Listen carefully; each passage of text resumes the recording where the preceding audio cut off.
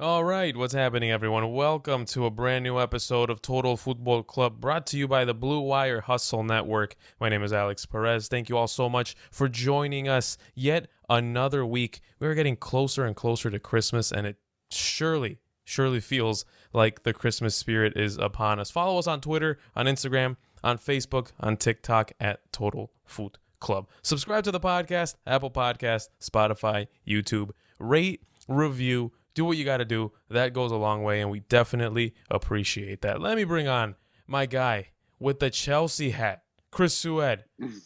Massive 3 points this weekend. How do you feel? Chris Sued, and how do you feel about your boys, Chelsea? I feel great, man. That was a we shit house to win. That was a classic Chelsea win this past weekend. Um, I'll be honest, they had me nervous, man. They had me really nervous.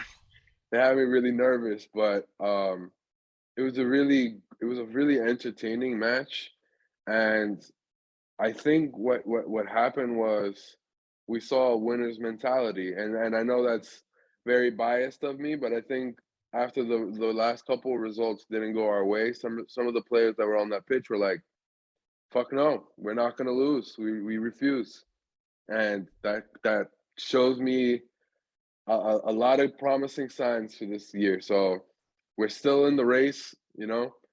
We I think that probably would have had us a distant third, but uh, it was a great showing, and it showed what you need to be title winners. So I'm not 1,000% confident we win it, but I think we definitely showed why we won the Champions League, and that we have that mentality that we're forced to be reckoned with. Yeah, it's the grit, it's the mentality that really sets Chelsea apart from other teams, and that's why they're still competing for the title. And some people might even go out on a limb and say that they're one of the favorites for sure. But yeah, man, this title race is just crazy. We know those three teams, and the good part was that they all played on Saturday, so we all got to see what they were going to show this week. Manchester City, they struggled a bit. I'm going to talk about them in a little bit. Not necessarily about them, but about their opponents. Liverpool, they struggled a little bit against Aston Villa. Chelsea struggled against Leeds. So it's a very difficult time of the year right now, and especially with the weather getting colder, or well, in England it's always cold, but the amount of fixtures that you have, they all pile up. It's crazy. It's a lot. It's a lot for these players, and you really need to be in good shape because by the looks of things, just by the calendar and basing it on common sense and common knowledge, you don't really train much. You play, you recover, maybe like a film session or whatever, and that's it. So you need to have that already in your mind. You need to have it like a CD burned in your mind. This is what we're gonna do. This is the philosophy, and we have to run away with it because we don't have much time to prepare. A lot of games piled up. Yeah, that's what makes it all fun, man. It's like your identity versus mine because we don't have any time to train for against one another. And yeah, it's really this is the festive schedule. This is when they start playing three times every 3 days, and it's gonna get really fun. Um, Today's Tuesday, so I think we play again on Thursday. Man, I'm a pig in shit. I can't wait. Well, that's awesome, man. That's awesome. Let's talk about one of something that I watched, and it involves one of the teams that Chelsea is competing for the title against. That's Manchester City. Manchester City faced Wolverhampton this weekend. It was a tough game at the Etihad, but I'm not necessarily going to talk much about what happened during the game, the tactics, stuff like that. I'm going to talk about one incident that just it was so incredibly bizarre. Chris, I see you're smiling. You know exactly what I'm going to talk about. It was so incredibly bizarre. Raul Jimenez and his sending off late in the first half. To add some context to what happened, and I'll let you guys know exactly what it was. There was a foul right in the center circle. It appeared to be a counterattack that Raul Jimenez was trying to stop. He pulls Rodri, or he fouls him rather. The ref gives him a yellow card. I thought it was a bit rigorous. It was a little bit too tough. I don't think that was necessarily a yellow card. but it is what it is. So be it. Rodri tries to play fast. He tries to get the ball back into play quick. Raul Jimenez does not track back. He doesn't give the necessary space to allow Manchester City to play again. And then as Rodri plays the ball, Jimenez sticks his foot out. And of course, he deflects it. One of his teammates gets the ball. He asks for the ball so he could play it through, but that's obviously not legal. So he gets a second yellow card within 30 seconds. He got his yellow card, and then he got a second yellow card, and he was sent off. For more context, Raul Jimenez is the best player that Wolverhampton has right now, along with Adama Traore. And he was sent off against Manchester City. We all remember what Adama and Raul Jimenez did to Manchester City a couple of seasons ago. I'm not saying that would have happened, but the game changed completely. And if Wolverhampton already had a tough task without Raul Jimenez, it was even tougher. But Raul Jimenez, what are you doing, man? What are you thinking? That is a very, very poor way to leave your team severely decimated. And I think he should know better because he's the best player that this team has. And that's a severe lapse of judgment. And it's not who he is. I'm sure he went to the locker room. He was upset as can possibly be. But man, this was bizarre. I've never seen anything like that before. That was something. Yeah, I'll be honest, I was surprised that that the ref gave that. And he should have, don't get me wrong, it was definitely the right decision because he stuck his foot out and made contact with the ball. Mm-hmm. It's just we saw Mo Salah, kick a ball away in front of a ref Mm-hmm. when they played Chelsea earlier this year. So refs were told this, slow it down on the descent, slow it down on the yellows, because we're not here to see refs. We're here to see properly played matches. So I'm surprised they gave it, knowing that they gave away the yellow right beforehand, because that second yellow essentially gave away the game. So I was surprised they did so. Other than that, you can't really say much to defend Jimenez because, like you said, you got to know better. He's played high quality and high intensity matches both for club and country, so he should know better. He should know, yeah, they might book me here, and if they might book me and I'm gone, we're done. So yeah, he had to know better there. Even if he was upset and even though he was, trying to rub salt in the wound a little bit and not let them get away with a fast break with on the foul. You can't do that. You can't do that. Yeah, you cannot, and that is bizarre because as a person that has been watching Raul Jimenez play for a while now, ever since his days at America, he's very disciplined. He's a very disciplined player. He doesn't really look for problems on the pitch. He plays a very clean game. Whenever people speak about him, people speak about him very highly. I don't know if you've watched the documentary Code Red on the Wolverhampton YouTube channel. It's a very, very good documentary. It's about 50 minutes long. It's all about Raul Jimenez, the injury, the recovery, how he's doing now. They interview his girlfriend. They interview his parents, his brothers, his sister, teammates, Connor Cody.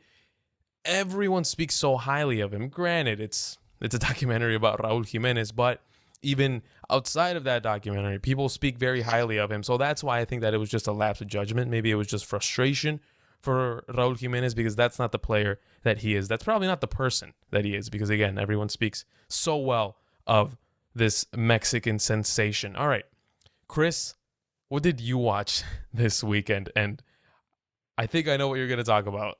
Yeah, it's not this weekend. I actually saw it today. I saw Right, right. that redraw of the Champions League not group stages, knockout stages. It was utter madness, man. UEFA did it again. They did it again. It's like every year we always have suspicions that the competition is rigged, and then this year because they did it live and they had everything there for everybody to see.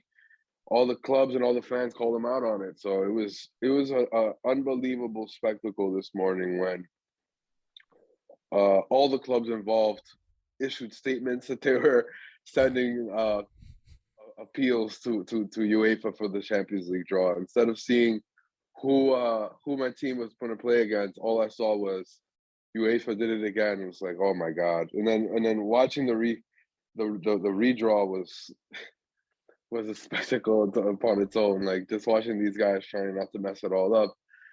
It was it's very interesting. I think Real Madrid were the big losers of the redraw. They were gonna play Benfica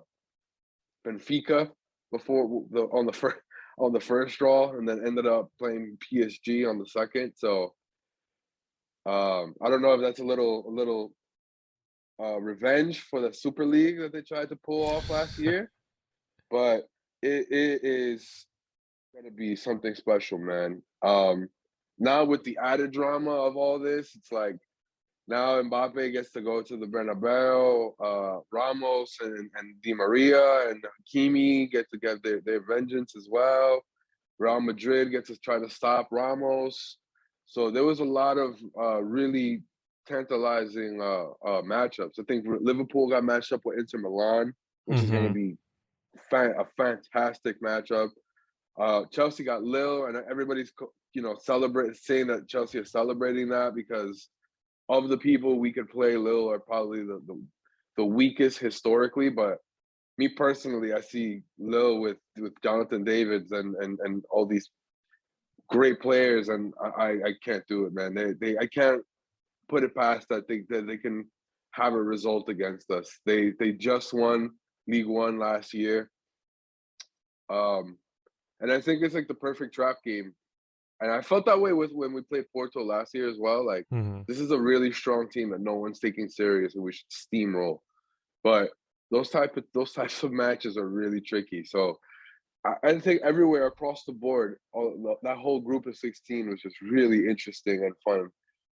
I'll be honest, and this is not a dig at them, but I miss Barca, man. It doesn't feel right not seeing Barcelona on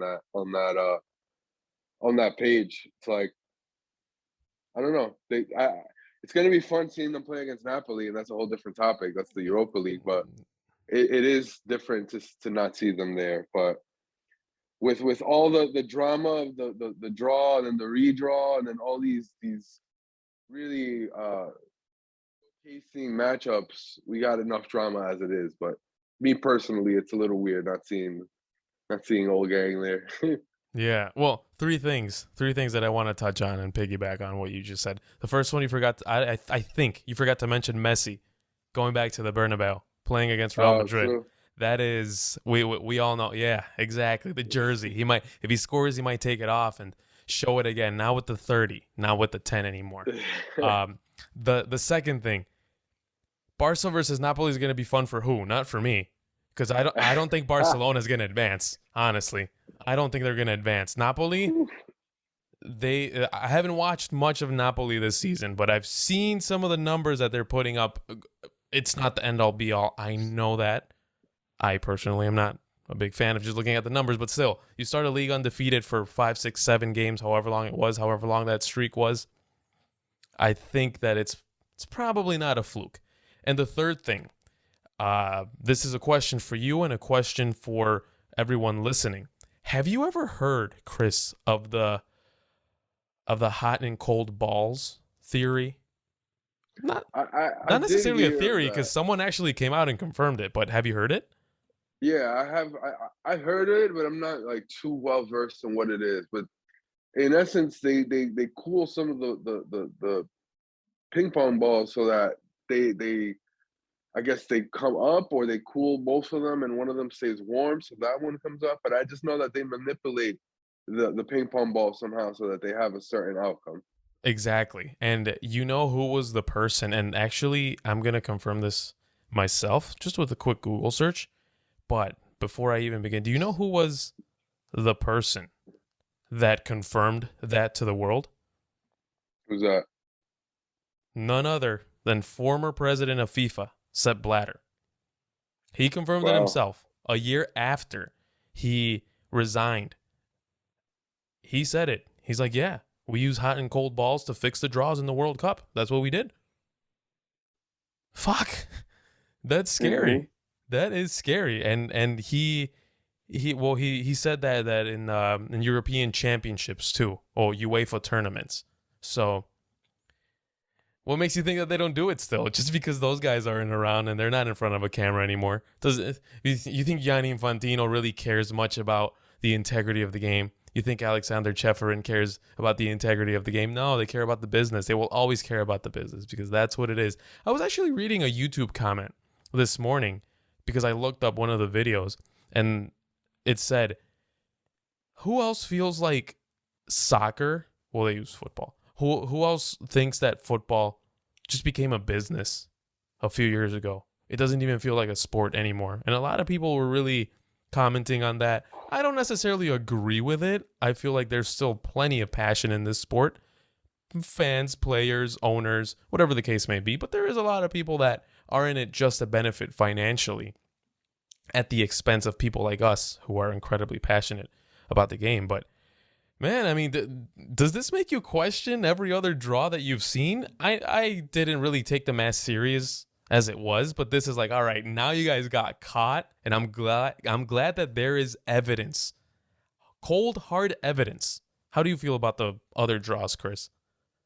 No, I honestly, when all of FIFA got seized and all of their leaders got put into prison, I think that was like a big wake up call. Like, yeah, Qatar probably wasn't the best place to hold a World Cup. Like, Mm-hmm. yeah, some of those matchups did seem like they were really favoring the commercial side of the game. So to me, actually, it's funny. Someone asked me this morning. It's like, so do you guys think the fix is in? It's like, do I think the fix is in? I've known the fix is in for years.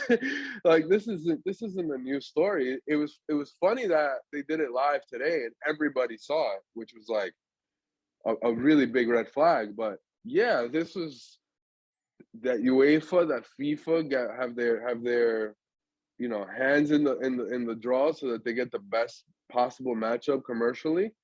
Doesn't surprise me at all.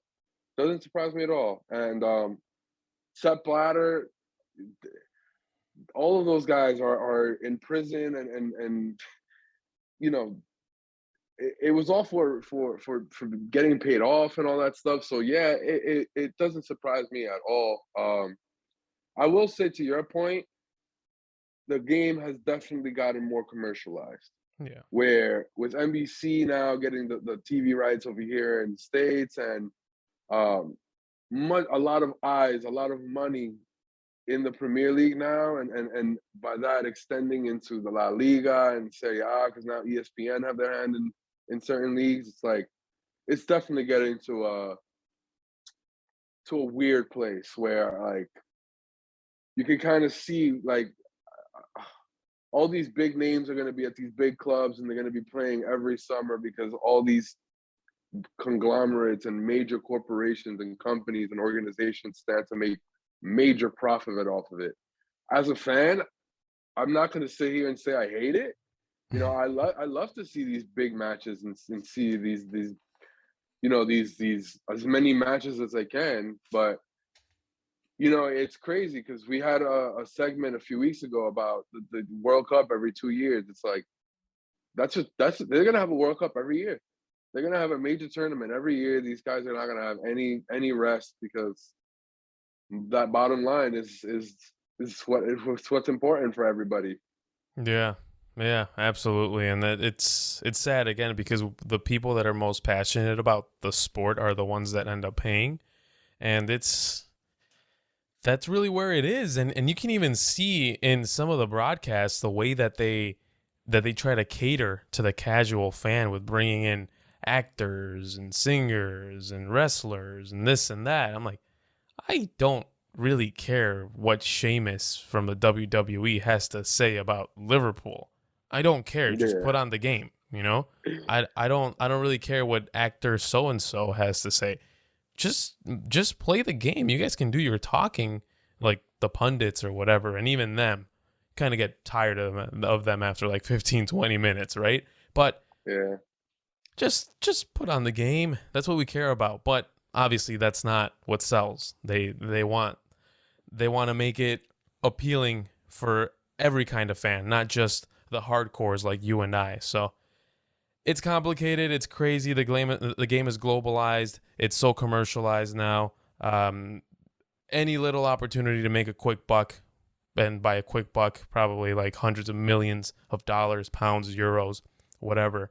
It's pretty crazy, man. It really is. It's pretty crazy. But you mentioned something. You mentioned it off air too. You said that Real Madrid was one of the biggest losers in in this second draw because they drew Benfica in the original one.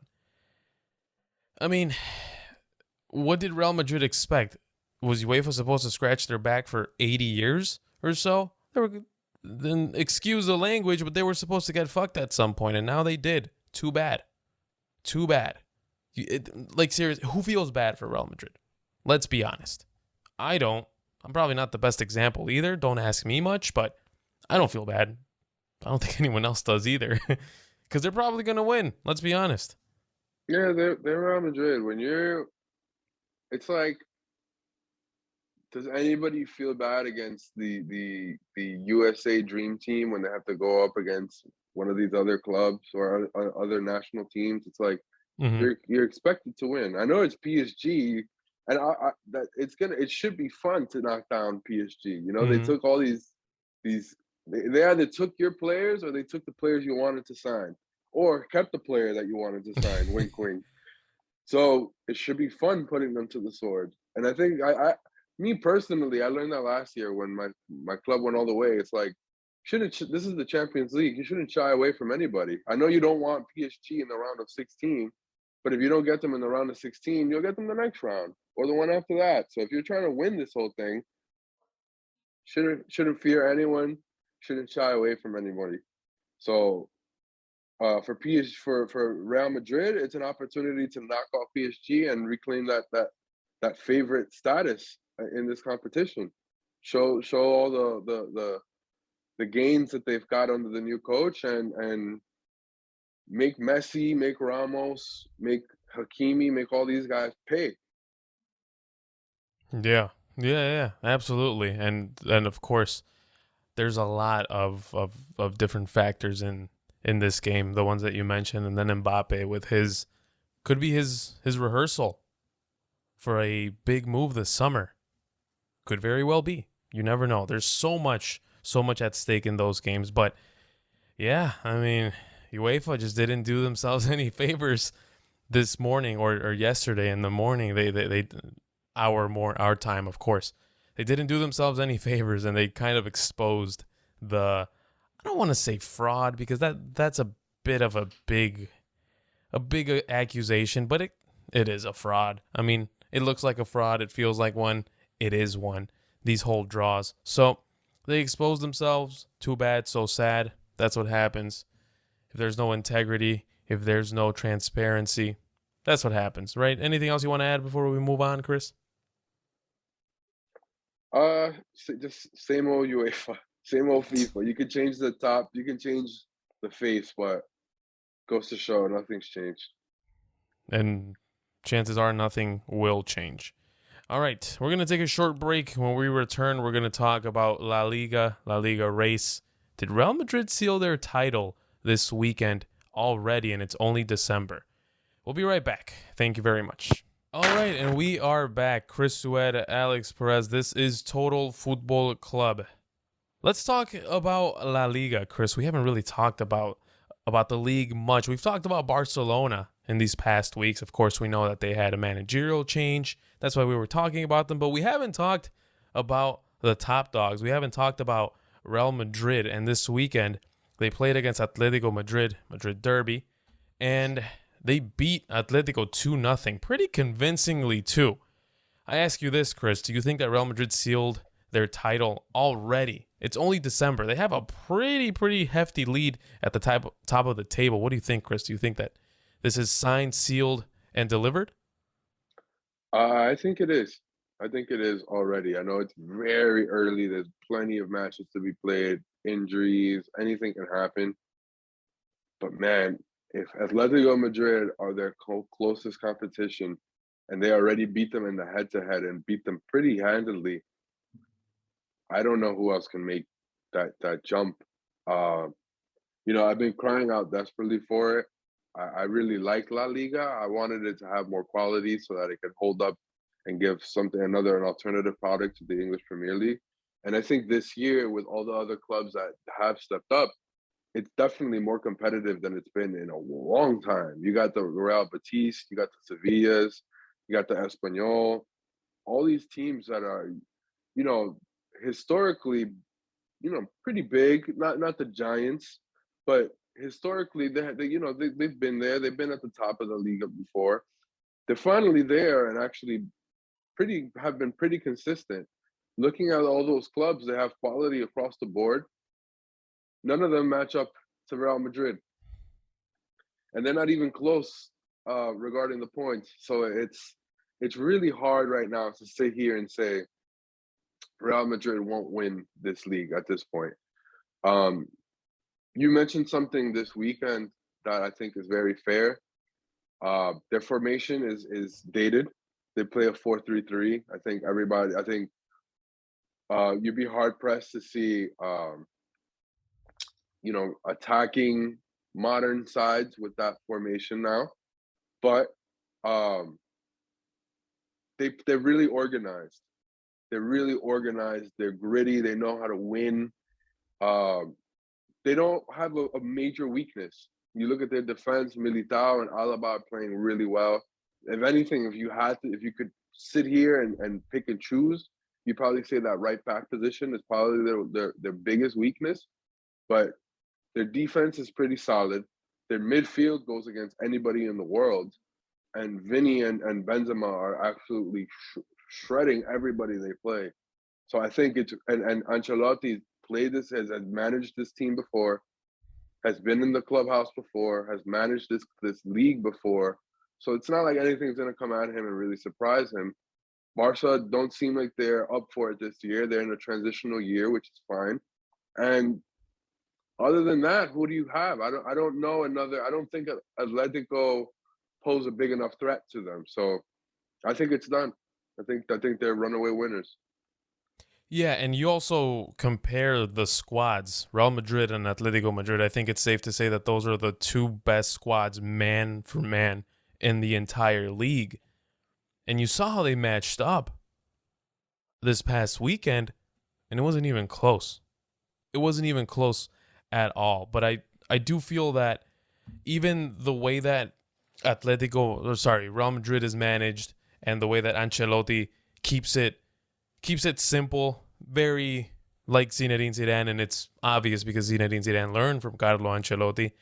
It just helps Real Madrid. You don't have to reinvent the wheel tactically. You don't have to do something innovative. You don't have to do anything ridiculous. You don't have to play with I don't know, with 6 strikers or 4 or 5 central midfielders.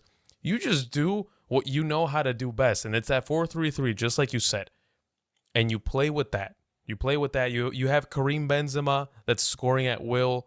You have Vinicius out on the left, the greatest show in Spain right now. The 3 guys in the middle, Casemiro, Toni Kroos, Luka Modric, they're playing like if it was 2017 all over again. This is why Real Madrid is so ahead in this league. They have 42 points in 17 games. Their closest competitor is Sevilla, 34. How long will they keep up? Then they have Betis, third place, 33 points. How long will they keep up? It's probably likely that Atletico Madrid is going to end up ahead of them, but they only have 29. They only have 29 points, and they dropped 3 massive points this past weekend. Real Sociedad, Rayo Vallecano, teams like that, I can't see them competing. There's really no competing with Real Madrid. There's no competing because, yeah, they are good. They are quality, but they are gritty. This is something that impresses me every single time that I see it, and it shouldn't because it's almost an expectation that we have. Every time that Real Madrid loses the ball, every single one of the outfield players, all 10 of those players commit to defending. No questions asked. They drop back. I saw Asensio in his own box defending yesterday against Atletico Madrid. Not by design. It was mainly because he just had to help. They needed his help. I saw Vinicius do the same thing. Again, not by design. Just to to help out and to get the ball back. Those are the little things that edge Real Madrid over the competition, because quite frankly, they don't have competition this season. And this is why. They're just doing everything correctly. And granted, they don't do anything great, but everything that they do it well. And that counts. That matters. Now, I want to ask you about Atletico Madrid. I know we had a conversation back in May about maybe Diego Simeone no longer being the manager of Atletico Madrid. And I saw his team this weekend. And I saw how even when they were down 2-0, they just weren't committing any numbers forward. They weren't putting any guys in good positions to score. The wingers were isolated. And there was 4 guys attacking and 7 Madrid players defending. Why? What's the point of keeping Diego Simeone if you know this is what you're gonna get? Why keep him? Why? It might be too early to speak about this, but why? What's the point of keeping Diego Simeone? Do you see a point? Because I don't. I mean, he got them their 2 title wins, and it's their 2 most recent success in a while.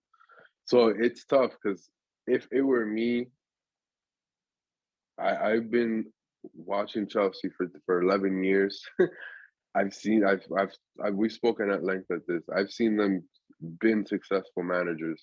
Mm-hmm. So when I saw how Atletico were winning, with aged veterans playing in this format, in this fashion, what I told you was I think this is the end of the line, because what do? Do you just repeat it with the same old veterans? You're gonna keep doing it? I don't see any progression there. Instead of a separation, I think they had a contract extension. So I think it's very difficult now, because now you're not going to fire Simeone. You're not going to fire the guy who got you the 2 league titles. And the reason why all those players signed for Atletico Madrid. So what do? You're stuck. I honestly, I don't have. I wish I had a better answer, but I don't know what they should do. I really don't. I think it's tricky because you think about think about a player like Rodrigo de Paul, right? If you think about the teams that were in for Rodrigo de Paul, they're probably the big clubs, right? Like you'd say the smallest stature-wise, the smallest club that was in for Rodrigo de Paul was probably Leeds United, who he wanted to go, who was after him because Marcelo Bielsa loved him. Mm-hmm. A player like that goes to Atletico Madrid because Simeone talks him into saying you're my kind of player. You're going to play every match. I'm going to have you being in the middle of the park and really be a battery. So you get the coach out, and what happens to your record signing? I mean, he's not the record signing. It's Joao Felix, but another one who hasn't really panned out. So all these players are there for Simeone, and you can say that they're not hitting their top form because of Simeone. So it's a really, really tough position to be in. I would have moved on. Try to have been ambitious and tried to take the next step in the evolution in the club and the identity and all of that. They chose another route. I can only hope for the best for them, but I don't know, man. I'll be honest. Let me ask you something. Mm-hmm. What did you think about Macias starting over Suarez? Is Macias that guy? I remember did he go for big money? Because I was very surprised by that decision. This feels like it's a really pivotal game, even though it's early in the season, and he benched his best player, or if not his best, one of the most influential players for Atletico Madrid, and Suarez. Yeah, and a guy that can bag you a goal whenever you need one. He brought him in a little too late. I say this: whenever you are playing such an important game against a bitter rival, you go with what you know. Don't improvise. You go with what you know. And if what you know is Griezmann and Suarez up top, well, then you do it. You trust them, because at the end of the day, they got you there. And Real Madrid didn't show any surprises, and they won. Right? we knew how they were going to play. They showed up and they got a 2-0 result. Benzema scored. Asensio scored with a Vinicius assist. I mean, what else did we expect, right? Atletico Madrid, yeah, they overcomplicated it. And by Atletico Madrid, I mean Diego Simeone. So, yeah, you play with the guys that you know are going to give you the results and guys that you know have done this before. Mateus Cunha, it's his first season at Atletico. And while I was watching the game, the broadcast, they kept saying that he won the gold medal in the Tokyo Olympics and this and that. I mean, yeah, he's probably going to be a great player in 2-3 years, but against Real Madrid, you play with the vets. You play with those guys that have done that for you before. Maybe they haven't done it necessarily for you and Luis Suarez, but he's done it to Real Madrid as a Barca player. Yeah. Put him there. Was he hurt though? Well, I don't know if Luis Suarez was hurt. I don't know. I just thought that was very curious. I remember seeing the starting lineup, and I was like, "Well, that's different." And we can say this about Atletico Madrid as well. They were missing their starting two center backs because they had Jeffrey Kondogbia at CB, and then the other center back, I don't even know. I didn't recognize his name, and I was looking for Jose Maria Jimenez because he's a big player for them. He's a big player for Uruguay. He's an outstanding center back. So they did play their biggest game of the season to date without their starting center backs and got punished for it. But yeah, I don't know if Suarez was hurt. I would have if he was, I would have started him out and then bring in Matthias at halftime or at the 60th minute mark because I thought it was a very curious decision. You don't, I mean, unless Matthias has been ripping it up, which I haven't heard to this date, yeah, you go with what you know, like you said. And I must say, special shout out to Vinicius. He had 2 assists. He assisted Benzema on the first one too. Yeah. He's really blossomed, took it to the next level. So I think he's the main reason why they're in first. I think last season with Benzema when they were fighting Atletico and just missed out, Vinicius was he had a pretty decent season, but he wasn't contributing in the final third how he is now, and I think that's been the big difference for them. So it's funny, I was going to say, I don't know if Atletico Madrid have that player. They have Joao Felix, and honestly, it's getting a little crazy how bad this kid is falling down in form because he was the next Ronaldo. That was how the world was billing him. That was like the word on the street, and he just hasn't lived up to it at all there. Well, that's what happens when you take creative players, creative midfielders or attackers, and you send them over to Atletico Madrid. It's not a system for them. And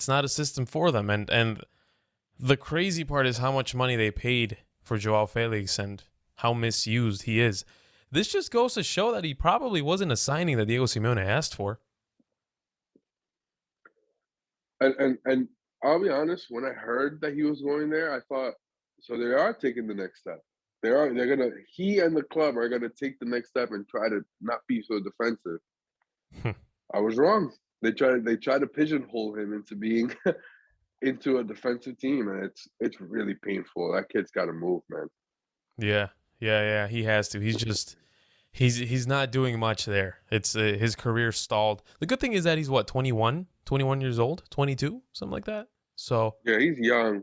He's very young. But wherever he goes, he'll probably have a starting spot. And man, it's crazy. 2 years ago when he signed to Atletico Madrid, just like you said, he was the next big star. He was the next Ronaldo, and now he plays 30 minutes, 20 minutes in a game, and that's all.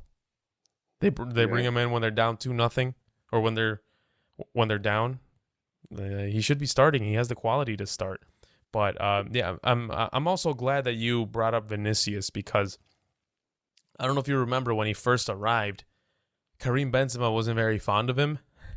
There was reports or Benzema was telling his teammates, hey, don't pass the ball to him. He's playing against us, And now it's like this guy can't do anything wrong. And granted, he arrived at Real Madrid when he was 19, 20 years old. He was really young. He's still Hmm. really young. He's still very young.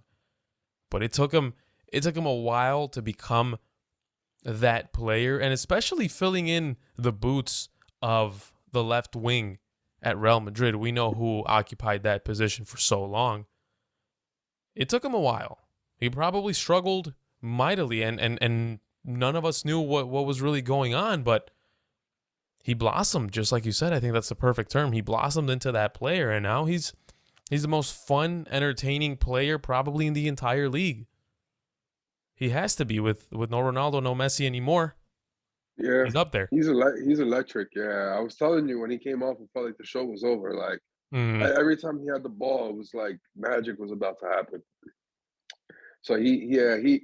I think the thing with that we forget though is like these kids come to these major clubs and we expect them to just hit the ground running, and it's like these are 20-year-old kids, man. yeah. It's tough. I know it's that's the world we live in. That's not to fault you or the viewer at home who expect these major stars to play like major stars. But sometimes we as a collective have to take a step back. Even now with Joao Felix, people are probably gonna say, "Oh, he's a bust. He sucks. He's trash." It's like take a step back. He's a kid.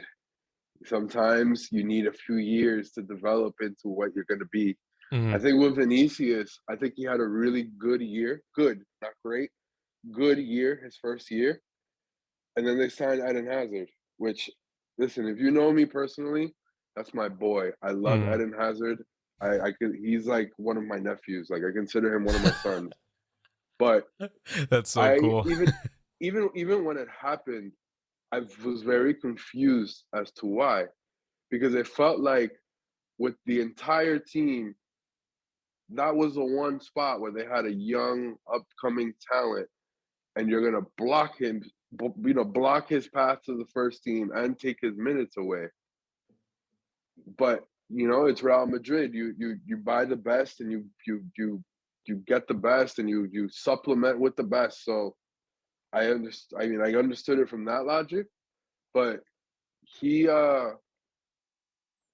it messed with him knowing that he wasn't the first choice, knowing that he wasn't uh, the big expectation or the big hope for them.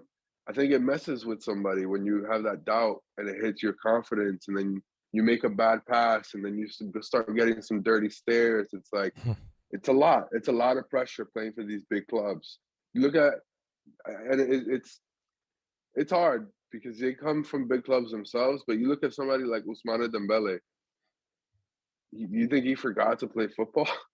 I don't think so. I think there's a world class footballer in there, but you go to these big clubs for these big money, and you're expected the world every match. You better be on, or some headline is going to be made, and it's really tough.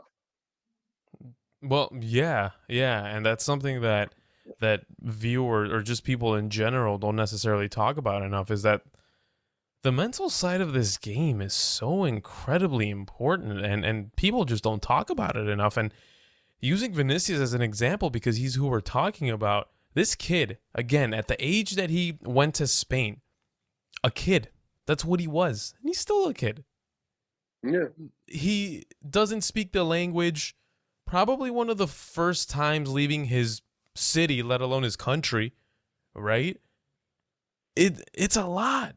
It's a lot for these players. And yeah, it was gonna take him 2-3 years to get to where he wanted to be. And this is probably like this is him on a rise. He hasn't peaked yeah, yet. I think we're years from seeing him peaking, right? So there's a lot, and then of course you mentioned all the different elements with Aiden Hazard coming in and getting certain looks from certain players, especially from Karim Benzema, who became that guy after Cristiano Ronaldo left. It's gonna mess with you. It's gonna mess with you if you're 20. It's gonna mess with you if you're 35. It doesn't matter. It's gonna mess with you. And credit to Vinicius for overcoming that and becoming the starting left winger at Real Madrid, despite Real Madrid signing Aiden Hazard 2 seasons ago. That I think that really shows the player that he is and the mentality that he has. So good for him. Man, whenever he plays a Clasico, I know that he's gonna do something for the highlight reel because that's the player that he is. He did a couple things for the highlight reel this weekend. Real Madrid has a winger for years to come, and it's not a surprise that he's Brazilian. Yeah, I'm sitting here in envy, man.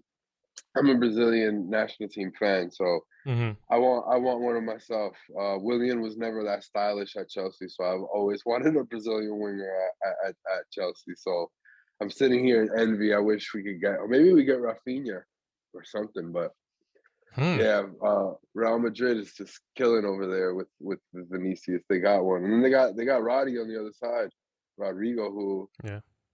we right now we're about to do the exact same mistake and say, oh, he's not starting every week, he's not scoring every match, he's not the goods. And it's like we got to give these guys time, Yeah. but And they then they go they on, go bought for on. the future. No, yeah, they bought for the future, so they're really they're well stacked. Yeah. And next season when it's Vinicius, Rodrigo, and Mbappe up top, we're gonna be like, oh shit, here we go again.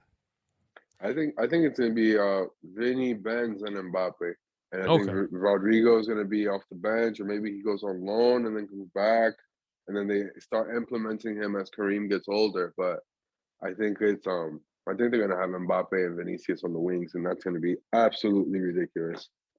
Yeah. But yeah, that's I think I'm gonna lose some sleep tonight just thinking about that for Yeah. the next 10 years. Um anyway, anything else you want to add about Real Madrid? I'm sick and tired of talking good about them. No, we can end it there. I'm done too. All right, good. This is probably one of the few times that you're gonna hear us talk about Real Madrid in this way. And now I'm gonna go brush my teeth and wash my mouth because I can't believe I did that. I'm obviously kidding. Real Madrid deserves all the praise that they are getting. We're gonna take another short break. When we return, yes, you guessed it. The unpopular opinions are back because they were a lot of fun last week. I got some shit for it. I knew I was gonna get some, but I got a lot of good comments too.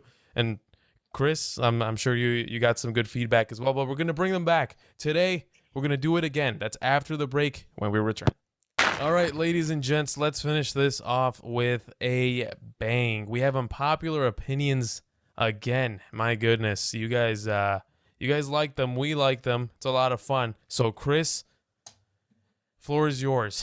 Give me your unpopular opinion for the week.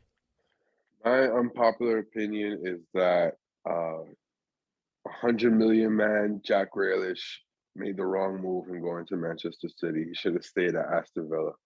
Whoa. Yeah, Okay. he should have turned down the best manager in the world in Pep Guardiola. He should have turned down the Premier League leaders in Manchester City, and he should have stayed at Aston Villa. I think. I know it's a small sample size up to date. I just think that he looked like he was on top of the world at Aston Villa. They could have changed formation, they could have changed managers, and he seemed really comfortable. He seemed like he knew exactly what he was going to do on that pitch.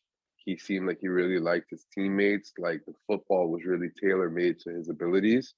And at Manchester City, he just looks like a square trying to fit into a circle trying to fit into a square peg. I think it's really difficult because at Manchester City you ask your wingers to be kind of like semi strikers and kind of like semi attacking midfielders. So that's why when the Jack Grealish link came up, it made on paper it makes a bunch of sense. Mm-hmm. You know, Jack Grealish is an attacking midfielder who sometimes plays winger and has an eye for goal. That's exactly what Manchester City. That's exactly what they ask of their players, and it's not working out. He's gone 13 games without a goal, 7 games without an assist. He looks lost out there. He's not creating. He's not making magic happen, and that's what Jack Grealish is known for.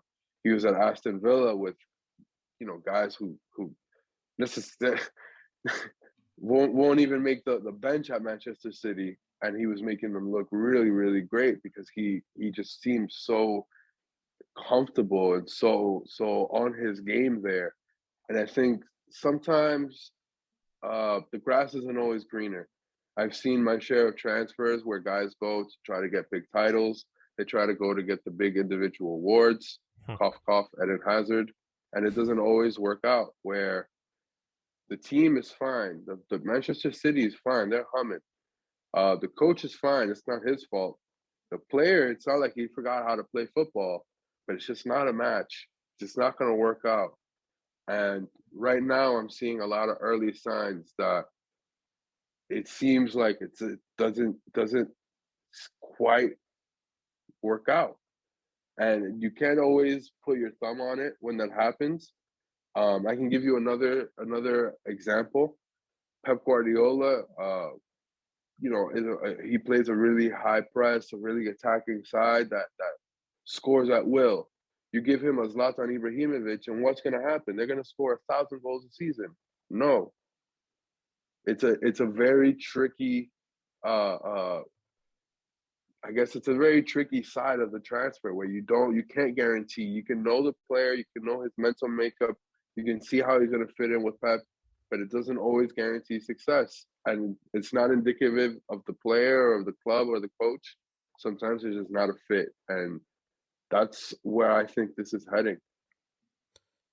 Okay, this took me a little bit by surprise. I didn't think that you were gonna say that he made a mistake or I didn't think that you were gonna say that he was better off staying at Aston Villa.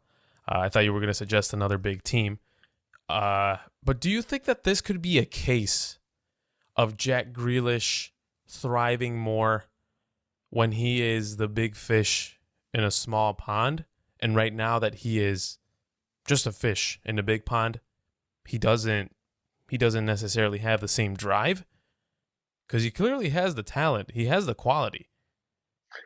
I'm not too sure. In all honesty, I think it'd be really interesting to speak to a sports psychologist and see what goes into all of that because it's not like he's not getting burned. It's not like he's not getting minutes. He's getting trusted in big Yeah. matches, and he's playing with big players. So usually, that if you play with better players around you, your stats are supposed to improve, not regress.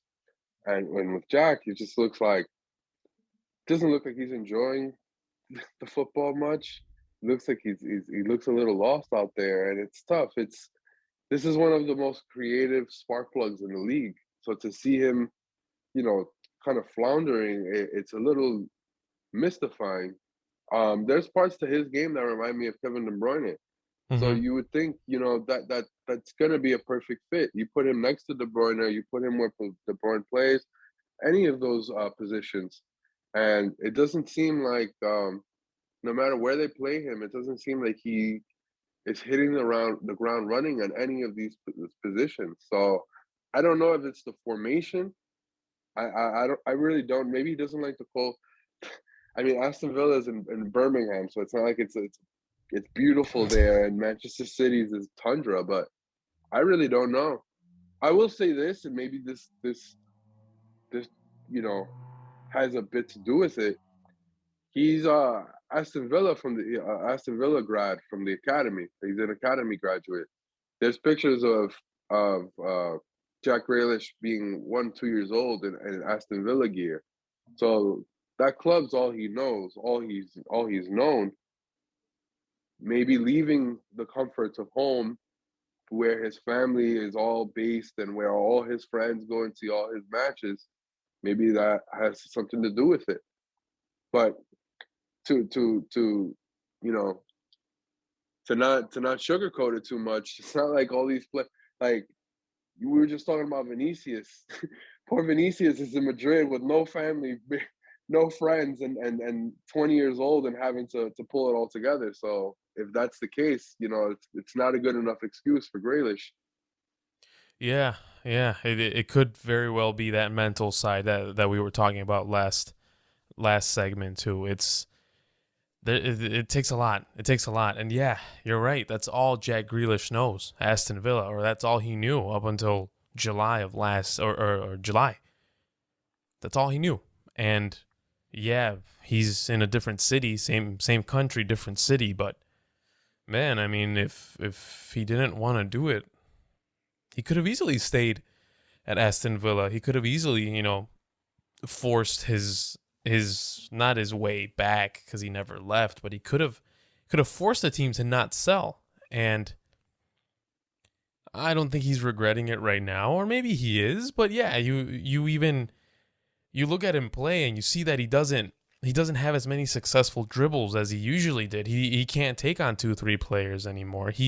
Whenever I see him play, he's always out on the wing. He's not doing much else. He stays wide. When in reality, we know that his game is in those half spaces, in the middle, playing a good through ball and even finishing whatever opportunity he may have. But yeah, there's so many elements that can be going wrong for Jack Grealish, and we just don't know because we're not there, right? Anything Hmm. else you want to add? Because this is a really, really good one, and I think we might have to expand a little more and talk about this in a full segment later on down the line. No, not at this point. It's still open. The book is not closed on Jack Grealish. It's still early December, so he has plenty of time to turn it around. But something's gonna have to give. I don't know. Let's see. Yeah. Yeah. We'll see. We'll see. In the Premier League, you don't have much time to adjust. You either do it or you don't. And Yeah, it's not the league that's the problem. It might just be the elements of missing home that is the issue because we know that he's done it in the Premier League. We know that he can do it. We know that he can I, do it against the opponents. yeah. I think that's the major. That's the confusing part about it, right? They wanted Harry Kane and Jack Grealish because these are guys that they're gonna pay big money on with no risk. These guys Mm-hmm. knew the league. They've been bossing this league for the last 2, 3, 4 years. That's why Manchester City targeted these players. So I think it's very interesting to see how it's all playing out. Somebody asked actually before we finish on this. Somebody asked Pep Guardiola, "Do you think it's going to take year two to see the full qualities of Jack Grealish and his full impact on Manchester City?" And his response was, if it takes 2 years for you to see Jack Grealish's abilities, I failed." And I think Whoa. that's no, I completely agree. I think Jack Grealish is that type of talent that if it's gonna take 2 years to embed him, something's wrong there. Maybe the formation, maybe some who you're interlocking, who's having those relationships on the field, who the left back is, who's the midfielder on his side.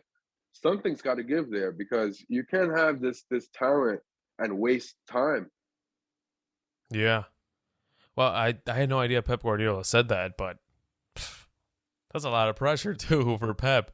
That's a whole lot of pressure for him. Good thing he doesn't have much hair to lose. Okay, okay. My unpopular opinion. Ready for this one, Chris? I feel like stats in soccer and football kind of irrelevant. Expected goals, expected assists. What does that do for anything? I I never I never sit here and read up on expected goals from a player, expected assists from a player. The closer or the sooner you start talking about expected goals, the faster I check out. Don't really care for that stat. Never cared for that stat. Don't understand what the purpose of that stat is. It's just there. It's for an argument. It's a bit irrelevant, in my opinion. I know that the world is evolving. We're more numbers based now. But I just feel like the film doesn't lie. Watch the game. That's all you need. Watch the game. Of course, some stats are they're good to know, but the expected goal, expected assist, I just think it's just incredibly unnecessary. We can do without it. I don't really understand the purpose of it. Maybe you can shine some light on me because I honestly I do have no idea what the purpose of the XG is. Uh, so look, I can't sit here and tell you I know exactly what those stats mean or what they don't mean, but I do have a background in analytics, and funny enough, my favorite baseball team is actually looking for a coach right now, and he's an old guy. Like the favorite for this position is an old guy who they say doesn't favor numbers. Hearing him talk about it is what really sparked what I'm going to say regarding stats. Um, these numbers, we have so much data and so much technology now. You can find numbers to tell a story, however story you want to tell it. So, in essence, expected goals, expected assists, whatever those stats tell you, they also don't tell you something. So that's why I feel like that's why you feel that way. You could say I don't know what this is telling me because it's not necessarily telling me this person's going to score a bunch of goals. It's telling me that they expect him to, right? Or they expect a bunch of assists or something like that. These stats, if utilized correctly, they help these players, right? They help them prepare. They help them know what they're doing right, and also know and help them prepare for what they're lacking and what they're not bringing to the table. But I think it's very important that you lift the veil on what the number, what the like, stat is supposed to tell you, and you also be very transparent in what it provides and what it doesn't provide. And I think once you have that understanding, you can utilize that information and that data to your advantage. Um, what it actually all means, that expected stat, I can't sit here and break it down for you. I honestly I don't know myself, but um, you're right. You know, while those stats tell a story, that's just part of the story. I think you also have to have the good old eye test. Nowadays, you have numbers, and you can like I said, you can tell whatever story you want. They don't always make sense. You could these numbers now. It's almost like you can use them for any argument. Somebody, no, there was something that they had the other day. It was like when Ronaldo scored against Atalanta, he scored against 37 teams, whereas Leo Messi has only scored against 36 in the Champions League. And it's like, who cares? Who cares? Like, what are they talking? Who cares? What stat are you giving me right now? So by that token, I just think it gets a little silly now where we do have access to a lot of information, but you got to be careful about what you use it for and how you present it. And that was hopefully what I try to accomplish with this soliloquy that involved the New York Mets manager, but it's getting a little kooky now where these stats are getting really meaningless the more stats that they come up with. Perfect term, meaningless. It feels also as if a lot of these stats are made just for content. They're made Exactly. they're made just so the guys in front of a camera, not necessarily us, because I don't remember ever dropping a stat like ever. I don't. You're a numbers guy, Chris. I know you're a numbers guy because your day job, that's what it is, right? And I respect it because you don't come out here and talk about the expected goals and shit like that. You literally just said, I don't even know what that means. And it's very responsible of you to not use it because you don't understand it, and by the sound of it, doesn't really sound like you cared to understand it. And that's okay. We watch the game. Again, we pride ourselves on being very very knowledgeable when it comes to this, more knowledgeable than others because we watch a lot. But yeah, I mean, they just use these stats so they can fill those 5 minutes that they're gonna talk, and then commercial break, and then they need to fill in another 7 minutes, and they only have content for 4 minutes, and then they'll just fill another 3 minutes with stats. That's what it feels like, and that's not the point of a stat. That's not the point of a number. That's why the expected goal, expected assist. What are you telling me? What does this mean? That's where I stand. Again, the quicker you get to expected goals, expected assists, expected saves, I think that's even one. The quicker I check out, I'm like, cool, dude. What is this? What are you trying to tell me? Alex, let me give you a little fun fact, man. I don't know if you knew this, but this is like something that was really fascinating to me because I'm in the numbers business. So Mm-hmm. it turned my head big time. Do you know Brentford? Yes. They just got promoted to the English Premier League, Of and course. they're Yeah. playing really well. Mm-hmm. Uh, Brentford based their recruitment on analytics completely. Mm-hmm.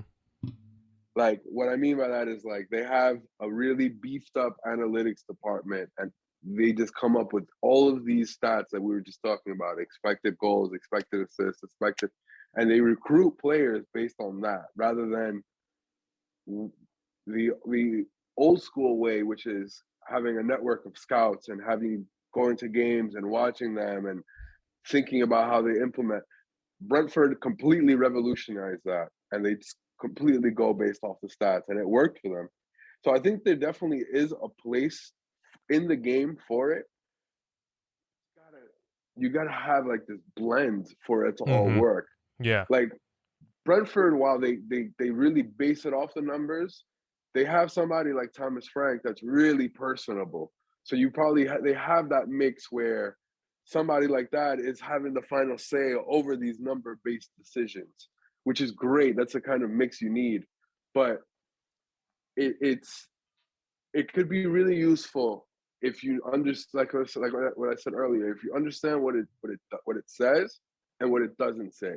Mm-hmm. If you just blindly follow the numbers, it won't ever work. And that's why while what I read is that Brentford do have a numbers based uh, uh, recruiting plan, I can't see them just blindly following that to the death, because there's no way you can just follow these stats and expect success. Um, I think in any sport, there's definitely a mix of all of that.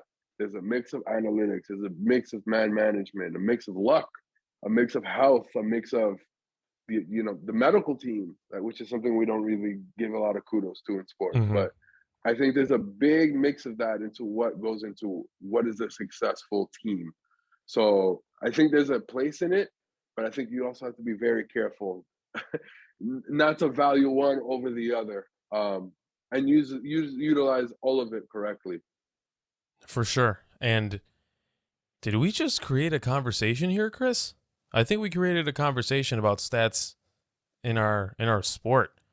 And it would be nice to have someone that works in those types of departments. And now I'm looking directly at the camera and saying, hey, if there's anyone out there that works for an MLS team or a lower league team and they work in the stats department, if there is one, and I'm sure that there's plenty of teams that have stats departments in the MLS, reach out to us. We would love to speak to you and really explain to us what certain stats mean.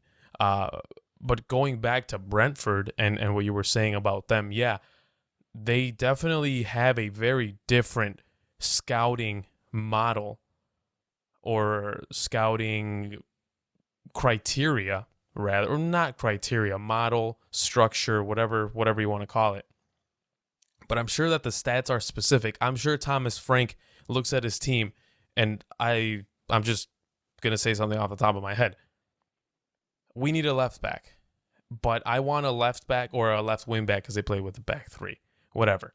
I want a wing back that is this age, that is this height. I want him to be a little more sound defensively than attacking, and this and that, and then that's when they start looking for certain players, and then the stats might tell them something like, okay, well, this guy has made, I don't know, this amount of tackles, or he's made this, and he's played these amount of games, and he's only scored these amount of goals, and if he's a starter, he's played in so and so amount of minutes.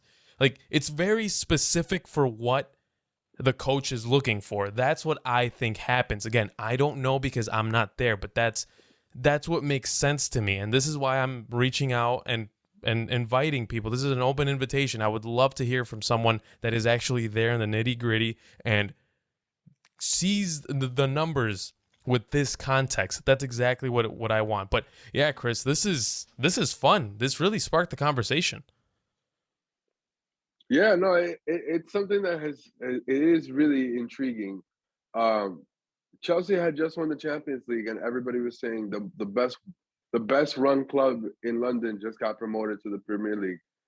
That's how they titled that story, and that's what turned my head. I was like, damn. Well, all right, let me read into this club, and they illustrated how different their approach was regarding the recruitment and how data driven it all was, and how they took certain chances on these players.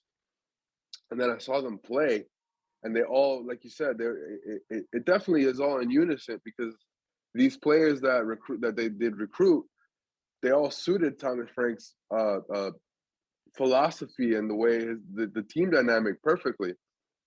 You could look at Brentford, and I know Ivan Toney, and that's it. Like, Hmm. honestly, I can sit here and I probably don't know much more.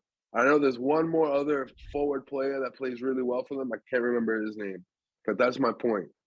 All Brentford, when you watch them play, they all play like this buzzing team that just gravitate towards the ball when they don't have it, and when they do have it, they all push forward.